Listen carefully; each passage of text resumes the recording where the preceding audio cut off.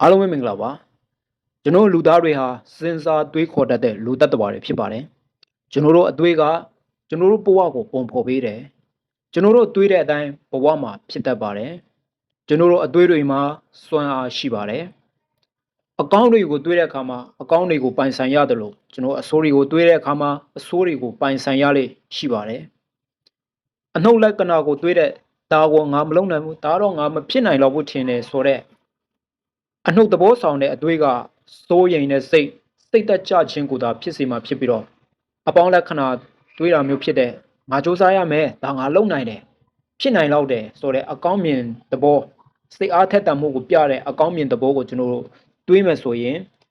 အဲ့ဒီအရာကကျွန်တော်တို့ရဲ့ခံစားချက်စီကိုသွားမှာဖြစ်ပါတယ်ကျွန်တော်တို့ကောင်းတာကိုပဲတွေးဆိုးတာကိုပဲတွေးကျွန်တော်တို့ရဲ့အတွေးကခံစားချက်ကိုသွားမှာဖြစ်ပါတယ်အဲ့ကျွန်တော်နှလုံးသားထဲမှာခံစားရတဲ့ຢာကျွန်တော်စိတ်ထဲမှာခံစားချက်တွေဖြစ်လာပြီဆိုရင် action ကိုသွားပါတယ် action ဆိုတာကတကယ်လှုပ်ဆောင်မှုကိုသွားပါတယ်ကိုတွေးခေါ်ထားတဲ့အရာကိုလှုပ်ဆောင်တော့မဲ့ဒါ action ကိုသွားပါတယ်အဲ့ဒီ action ကနေမှဒါကျွန်တော်လှုပ်ဆောင်တဲ့အရာကကျွန်တော်ရဲ့ဘဝဖြစ်တည်မှုဖြစ်ပါတယ်ဥပမာအဖြစ်ကျွန်တော်ဟာကားပြင်နဲ့ဆက်ဆရာဖြစ်ချင်တယ်ဆိုရင်ကျွန်တော်ဟာကားတွေကဘယ်လိုလှုပ်လို့တယ်ဆိုတဲ့အရာကိုကျွန်တော်လေ့လာပြီးကြည့်နေမိမှာကြည့်ချင်လာမှာပဲဖြစ်ပါတယ်ကျွန်တော်စိတ်ထဲမှာခံစားချက်ဖြစ်လာမှာပဲဖြစ်ပါတယ်ကျွန်တော်ရဲ့ပထမဆုံးတွေးလိုက်က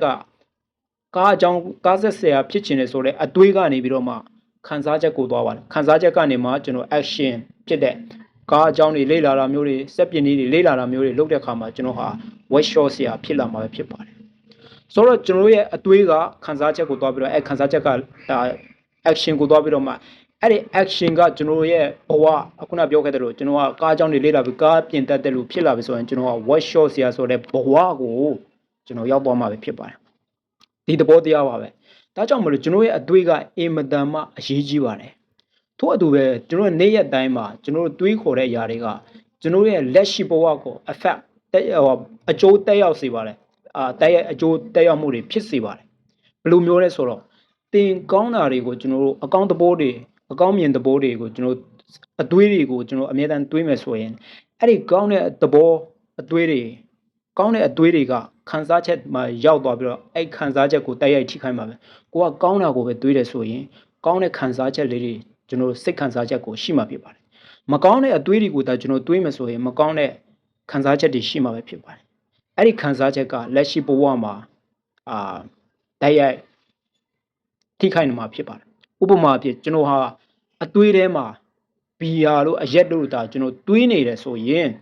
ကျွန်တော်ကတောက်ချင်တယ်ဆိုတော့ဒါအဲ့ဒီအရက်ကြောင်းကိုခံစားချက်စမ်းတက်ချင်တဲ့စိတ်ကဖြစ်ပေါ်လာမှာဖြစ်ပါတယ်စမ်းတက်ချင်တဲ့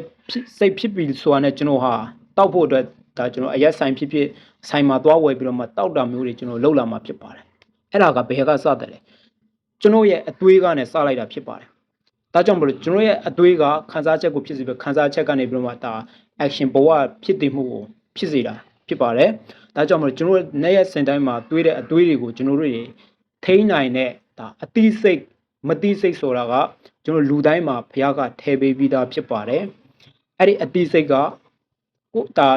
အော်ဘယ်လိုပြောရမလဲဆိုတော့ကိုတီးတဲ့စိတ်ပဲပြောရမှာတော့မှာပေါ့နော်ဒါအတွေးကိုထိန်းနိုင်တဲ့စိတ်ပေါ့အတိစိတ်လို့ပဲပြောရမှာပေါ့ကိုယ့်ရဲ့အတွေးကဘာကိုတွေးနေတယ်ကောင်းတာဆိုးလားဆိုတာကပိုင်းခြားတတ်တဲ့အတိစိတ်ကိုဘုရားကလူတိုင်းပေးပြီးသားပါပဲအဲ့ဒီအတိနဲ့တတိနဲ့ဝရိယပေါ့နော်တတိလို့ပဲပြောရမှာတော့မှာအဲ့ဒီတတိအတိစိတ်နဲ့ကျွန်တော်တို့အတွေးတွေကိုထိန်းချောင်းဖို့လိုအပ်ပါတယ်နေ့ရက်စဉ်တိုင်းမှာကောင်းတဲ့အတွေးတွေကိုကျွန်တော်များများတွေးပေးဖို့လိုလဲအဲ့ဒီအတွေးကကျွန်တော်ခံစားချက်ကိုတွားပြီးတော့မှကျွန်တော်ဘဝမှာလည်းကောင်းတဲ့ကြိုးရလဒ်တွေကိုဖြစ်စေမယ်ဆိုတာကိုဒါလက်ရှိမှာလည်းကျွန်တော်ကိုယ့်ရဲ့အတွေးတွေကိုထိန်းချောင်းပြီးတော့လက်ရှိမှာရလဒ်ကောင်းတွေကိုတွေ့မြင်ရတဲ့အခါမှာဒါကိုပြန်ပြီး sharing လုပ်ခြင်းဖြစ်ပါတယ်ဆိုတော့နားထောင်နေတဲ့ပရိသတ်တွေအားလုံးနဲ့ကိုယ့်ရဲ့နေ့ရက်စဉ်တိုင်းမှာကောင်းတဲ့အတွေးတွေကိုများများတွေးကြဖို့ကောင်းတဲ့အရာတွေကိုပဲတွေးကြဖို့အားပေးပါတယ်ဘဝမှာကျွန်တော်တို့အဆိုးတွေကြုံရပါတယ်ဒါဥပမာဖြစ်ကျွန်တော်တို့နေတဲ့နေရာမှာဒါမကောင်းမှုကြီးထားပါတော့မကောင်းတဲ့အရာတွေကိုခံစားနေရတယ်ဆိုရင်တော့မှကောင်းတဲ့ဘက်ကိုတွေးပြီးတော့အကောင်းမြင်တဲ့ဘိုးကိုကျွန်တော်တွေးမယ်ဆိုရင်ကောင်းတဲ့ခံစားချက်တွေကိုဖြစ်စေပြီးတော့မှဘဝမှာလည်းကောင်းတဲ့ရလဒ်တွေကိုပိုင်ဆိုင်ရမယ်ဆိုတာကိုကျွန်တော်ကခွန်အားပေးချင်တာဖြစ်ပါတယ်နေ့ရက်စဉ်တိုင်းမှာတတိနဲ့ထိန်းပြီးတော့မှ ကောင်းတဲ့အသွေးတွေများများသွေးနိုင်ကြဖို့အတွက်အားလုံးကိုဆုတောင်းမြတ်တာပို့တာပါလဲနောက်ထောင်ပေးတဲ့ပရိသတ်အားလုံးကိုကျေးဇူးတင်ပါတယ်နောက်ထပ်ဗီဒီယိုမှာကျွန်တော်ပြန်တွေ့ကြပါမယ်